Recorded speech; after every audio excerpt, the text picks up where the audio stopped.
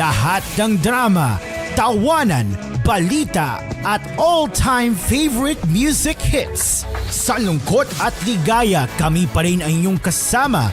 We're the place where you truly belong. Mula sa TVH Group of Networks, ito ang inyong himpilan. Ito ang inyong tahanan. Number 1 sa Mega Manila.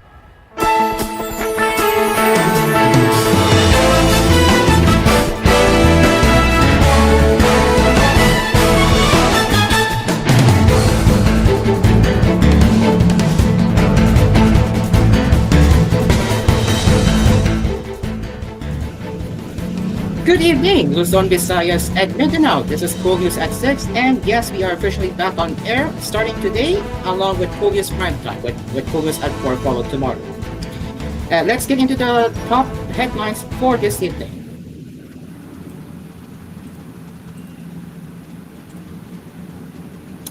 Beginning with the Manila Police District, it is on heightened alert despite not monitoring any threats to the celebration of the Feast of the Black Nazarene on January 9. The MPD reported this to the media during a press conference with the feast organizers at the Nazarene Catholic School in Quiapo, Manila on Friday. MPD Director B. General Arnold Tomas Elbay said in Filipino, "So far from the intel community, they aren't monitoring any threats, but we are not keeping our guards down. Our security posture from here on until D-Day is that we will be on heightened alert." MPD Director B. General, that's what he said. According to the MPD chief, due to the heightened alert status of the Capitol Police, the personnel's leaves and day offs were cancelled. Further, to secure the area during the translation or the procession of the image of the Black Nazarene, roads along its roads would be closed. Road closures along the translation route will be implemented starting 9 p.m. on January 8. These are the control points that we have designated so that unauthorized vehicles can no longer enter the area, Albay said in Filipino. The MPD and other concerned agencies are eyeing another walkthrough of the translation route before the feast on January 9, Albay added. Authorities previously inspected the route in a walkthrough last December 27. At the same press conference, Elbay said the MPD was on skeletal deployment during the week-long festivities in the lead-up to the translation on January 9, but will be fully deployed before the celebration. Meanwhile, the Bureau of Corrections, or shortened as BUCOR, has requested the National Bureau of Investigation (NBI) and the Philippine National Police (PNP) to conduct parallel investigation into the stabbing inside the new Bilibili prison on Thursday. In separate letters, both dated January 2 and addressed to NBI Director Jimmy San Diego and PNP Chief Roma Marbel, BUCOR officer in charge of Pareras said parallel investigation is necessary to further establish facts, promote transparency, and determine accountability. The incident occurred on January 2 at 7:15 a.m. at Gate 1A, Quadrant 4 of Bilibid's maximum security compound. It caused the death of inmate Ricardo Peralta. Fellow inmates Reginald Laguerta and Bert Copada sustained injuries. Pareras also ordered Chief Superintendent Roger Bongales, acting superintendent of NPP, to submit a comprehensive incident report on the matter and fully cooperate with investigations by the NBI and PNP. Meanwhile, Bongales said Parada's body was claimed Thursday evening by his common-law wife, while the two injured inmates were taken to the hospital ng Muntinlupa. Initially, BUCOR said at least 4 inmates are being investigated.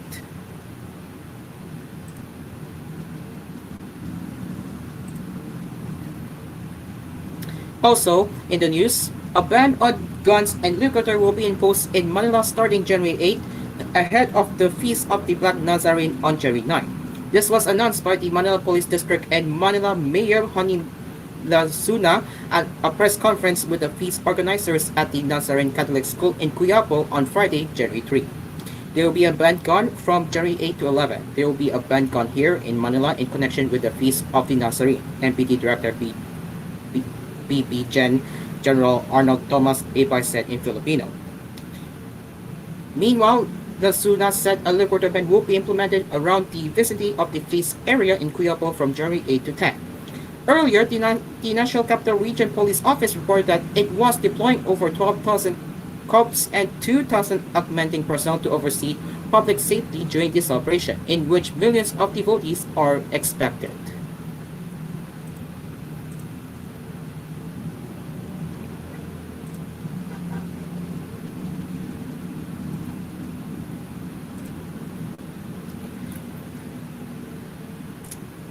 Now let's head over to the international headlines. The Chinese embassy in the Philippines on Friday dismissed as fake news social media posts stating that a new disease outbreak in China is causing quote-unquote international health concern. Earlier this week, several social media posts claimed a surge in respiratory illnesses in China, including human metapneumovirus or HMPV, influenza A, Mycoplasma pneumoniae, and COVID-19. Chinese Embassy Director for Media Section Tom Wu, in the viral message sent to Enquirer.net, described these circulating claims as fake news. Wu added that some posts even suggested that China declared a state of emergency as the respiratory illnesses overwhelmed hospitals and sanatoriums, which the Chinese Embassy also denied. The Department of Health also clarified that there has been no confirmation from the World Health Organization or Chinese authorities about the alleged outbreak. It also assured Filipinos that it is actively verifying information on the matter and urged the public to refrain from sharing unverified reports to avoid spreading misinformation and confusion.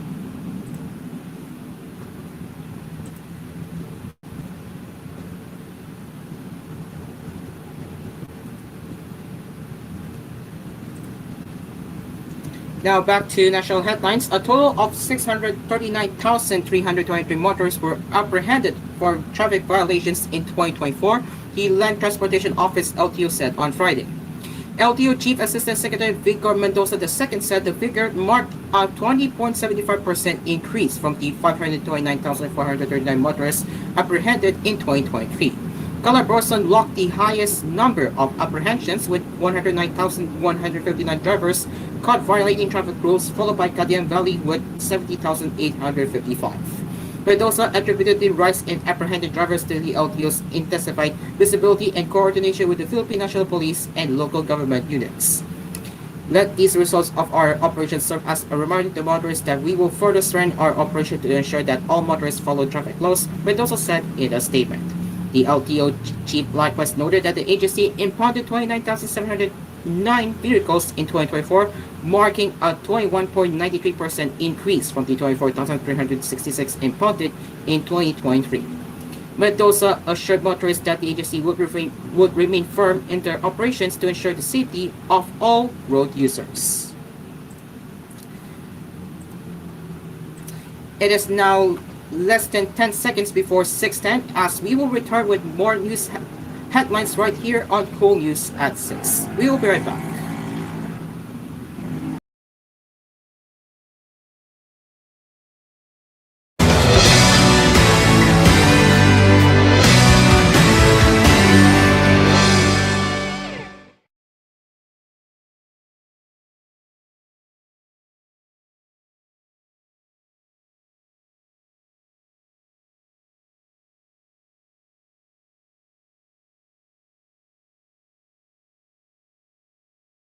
This koolNews edition was brought to you by Musicultura Heritage Foundation Center, a museum of all fan-made multimedia and Philippine history. Visit us today at Greenbelt, Makati City from 10 a.m. to 6 p.m. Musicultura, a non-profit joint venture project of Able Media and TVH Group of Networks Incorporated. Dunkin', pasalubong ng bayan. Smart Dishwashing Paste, double tanggaling formula against sebo and bacteria. Smart Dishwashing Paste, a product of ACS Manufacturing Corporation, ISO certified world-class quality. ACS. Venom Powered Shit Energy Drink with Malunggay. Ito ang oras ko, ikaw ang idol ko. Certified BD's Choice ang CEO Idol Hot Dog and Cheese Dog, most chosen cheese dog brand in the Philippines according to Kantar Household Panel Study.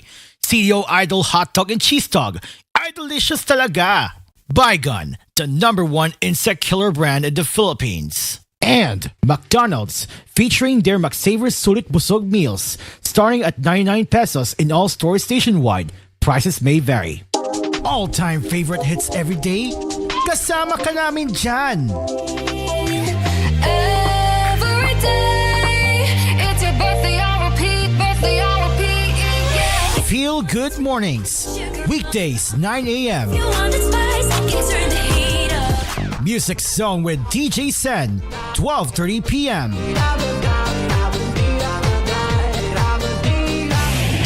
Rock Weekdays with G, 4:30 p.m. Pop Fridays with Lisa Mangubat, 7:30 p.m. Lahat yan every weekdays dito lang sa Cool FM. This is your station. This is home. Number 1 sa Mega Manila.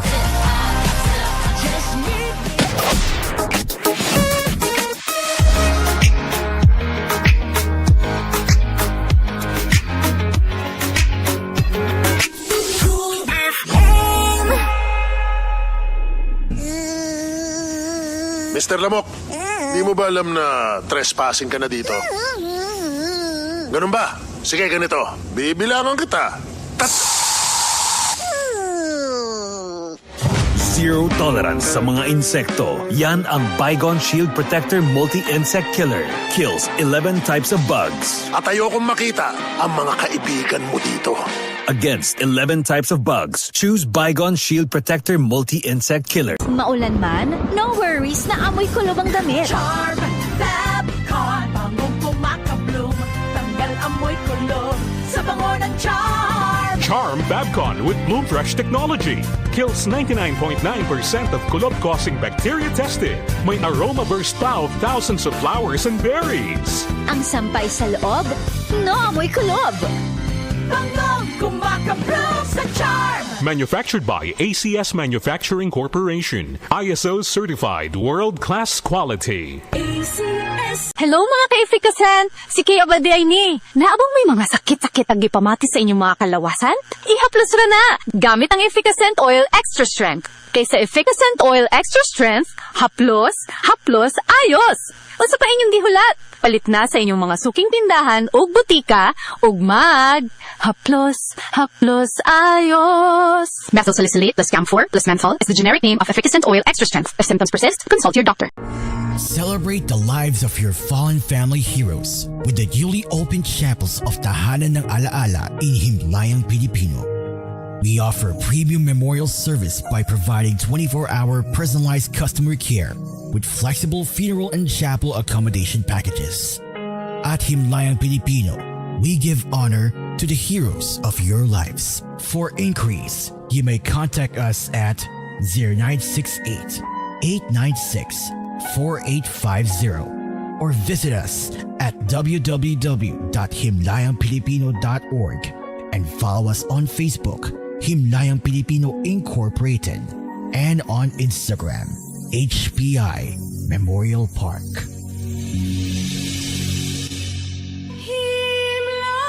Himlayang Pilipino.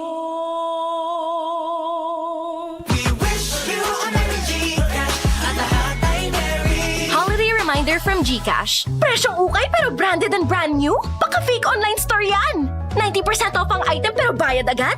Baka fake seller yan! Send pamasko to unknown number? Baka social engineering scam yan! Mag-Send Money Protect Scam Insurance for extra protection against scams kaysa hindi insured. Terms and conditions apply. Lahat merry pag G-Safe tayo. Send Money Protect Scam Insurance is powered by Chubb, supervised by the Bangko Sentral ng Pilipinas.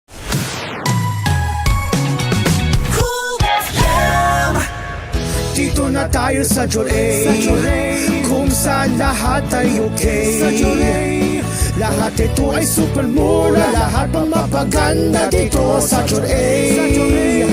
Napatunayan na ng bayan, wala nang ang iba. Quality shopping ang aming dala. Mapapa-Joray talaga kayo, ang supermarket namin ay Joray. Joray Supermarket, ang budget-friendly supermarket ng Pilipinas. Now in 6,900 locations around the Philippines and Southeast Asia. Ang new Biogesic for Kids, di na kailangan ni shake. Syrup formula na. Para pag may lagnat ang anak, buhat agad, inom agad. New Biogesic for Kids. Mas pinagaling, magpagaling versus previous formulation. Unilab yan. Paracetamol is the generic name of Biogesic. If symptoms persist, consult your doctor. Madalas mapasok kapag niluluto para sa pamilya. Basta may paso o burn, United Home Burn Ointment agad. Unilab yan. Benzocaine, boric acid, and eucalyptus is the generic name of United Home Burn. If symptoms persist, consult your doctor.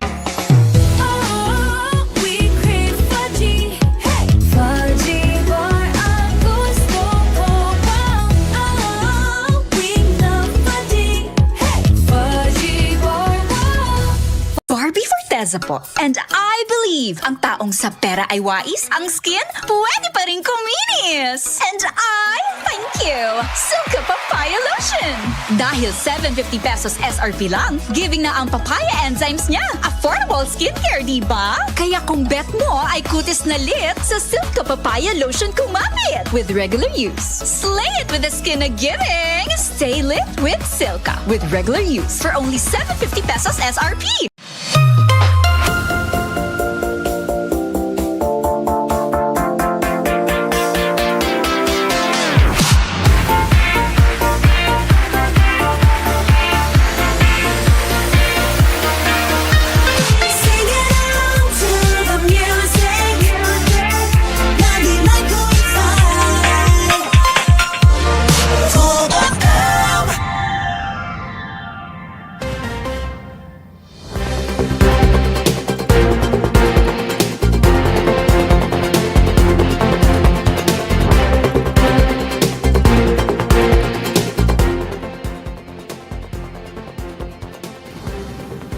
You're still with us right here on koolNews at 6.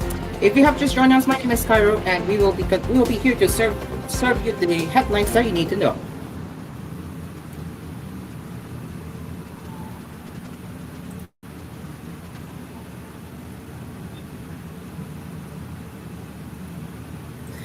Let's get into the rest of the international headlines. As South Korea's spy agency said Friday, it was analyzing rare state media footage showing the powerful sister of North Korean leader Kim Jong-un with two children, saying they could be hers. Key Regime spokeswoman Kim Yo-jun was spotted with two youngsters, a boy and a girl, while attending North Korea's New Year art performance. She was seen holding the boy's hand as the three walked together. The isolated North has never officially disclosed any information about Kim Yo-jun's marital status or children, but Seoul's spy agency said it was examining whether the children in the state media footage were hers. We are conducting a detailed analysis while keeping the possibility open, it said in a statement.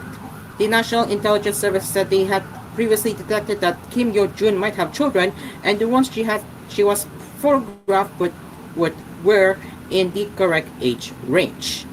Seoul's Unification Ministry told AFP that the art performance event in Pyongyang is understood to be one where participants are expected to accompany their family members, but said it was unusual to see Kim Yo-jun with children. State media footage also showed leader Kim with his teenage daughter, known as Ju-ae. Seoul-based specialist site NK News said the release of the images might be part of a propaganda effort to humanize regime officials. It also follows a trend that started earlier in 2022 of showing elite officials in Kim Jong-un's inner circle arriving at special events or donating disaster relief with their spouses and family members, it said.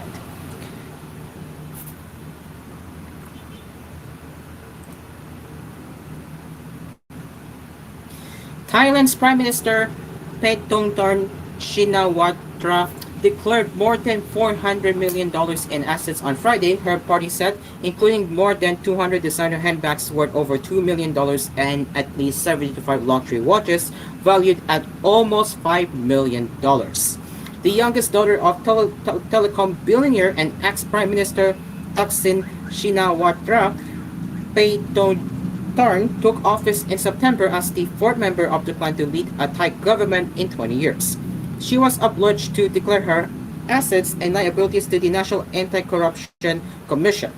She identified 13.8 billion baht or $400 million in assets, a document posted on media websites showed.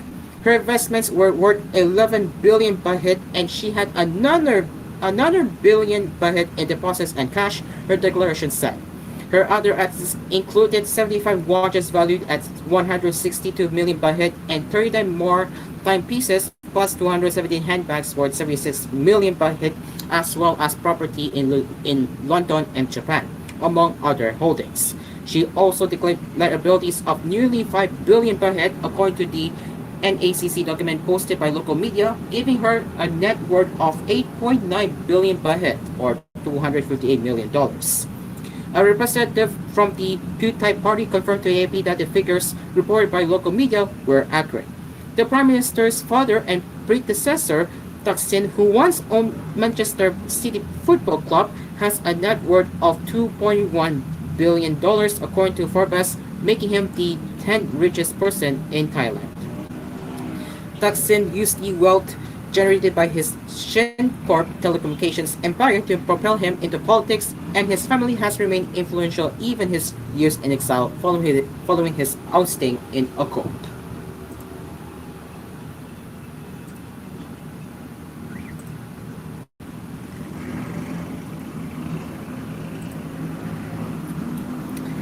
Meanwhile, U.S. President Joe Biden has decided to block the proposed $14.9 billion of purchase of U.S. steel by Japan's Nippon Steel, according to two anonymous administration officials, the Washington Post reported Thursday.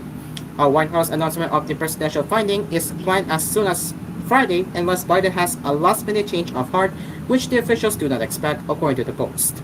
Biden decided to block the deal despite intense efforts to sway him in recent days by some of his senior advisors, who warned that rejecting a sizable investment from a top Japanese corporation could damage Washington's relations with Tokyo, the paper reported. There was no immediate comment on the report from the White House late Thursday evening. The decision was left with Biden after a U.S. government panel failed to reach a consensus in late December on whether U.S. Steel's acquisition by Nippon Steel threatens Washington's national security. The controversial transaction was referred to Biden, who was legally required to act within a 15-day deadline after the deadlock by the Committee on Foreign Investment in the United States. Biden has criticized the deal for months, joining a loud consensus of U.S. power players who have slammed the transaction. They include President-elect Donald Trump and the incoming Vice President J.D. Vance.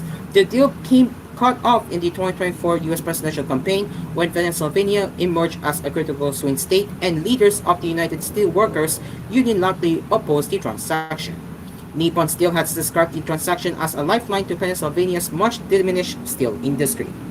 The Japanese company and U.S. Steel have vowed to pursue legal action against the government, claiming it failed to follow proper procedures during its consideration of the acquisition.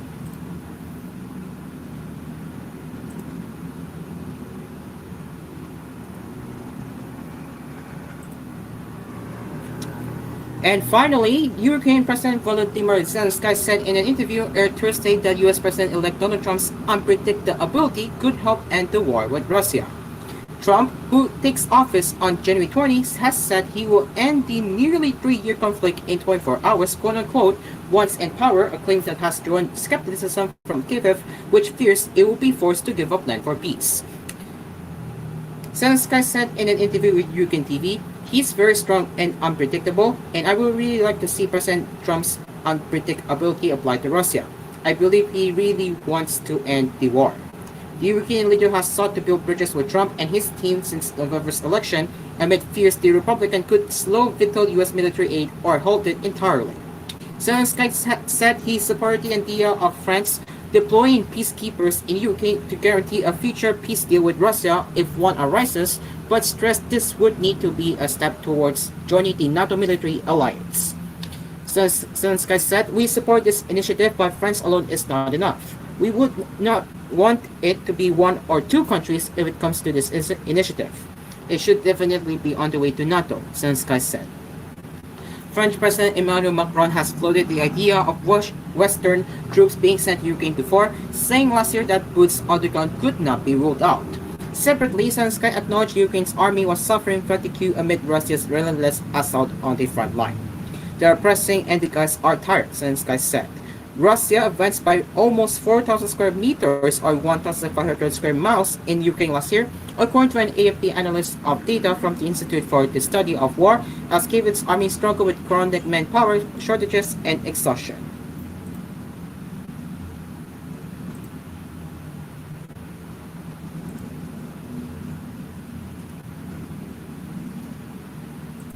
And now let's get into the showbiz happenings. Precious Lara Guigaman and Marco Alcaraz are turning a new leaf as they officially move to Canada with their 3 children, although they will return to the Philippines for special projects. The couple's move was announced by talent manager Noel Ferrer on his Instagram page on Thursday, January 2, while greeting the couple on their 14th wedding anniversary. He wrote on his caption, "Speaking of people I love and miss, happy 14th anniversary to tagged Marco Alcaraz and Lara Guigaman, who have found such a happy and peaceful life in Canada with their 3 boys. They fly in for really special projects. Ahem, ahem. My doors are open, but they are really based there now," he continued. Meanwhile, Guigaman spoke about the move in a joint Instagram post with Alcaraz. The post also includes photos of the Vancouver-based venue where they held their secret wedding 14 years ago. This is what she wrote in their caption. 14 years ago, we tied the knot in Yaletown in downtown Vancouver. We retraced the steps we took after the wedding where we had our post-nuptial photos taken, she said. Grateful, so grateful for this opportunity to start the new year and celebrate our anniversary. The Miss International 2005 title holder, Alcaraz, and their 3 children also rang in the new year in Canada, where Guigaman expressed her gratitude to God for his faithfulness on Instagram. She also wrote, "Just as God was with us in 2024, He is with us and will be with us in this new year. New mercies. Thank you, God, for your faithfulness. Hello, 2025."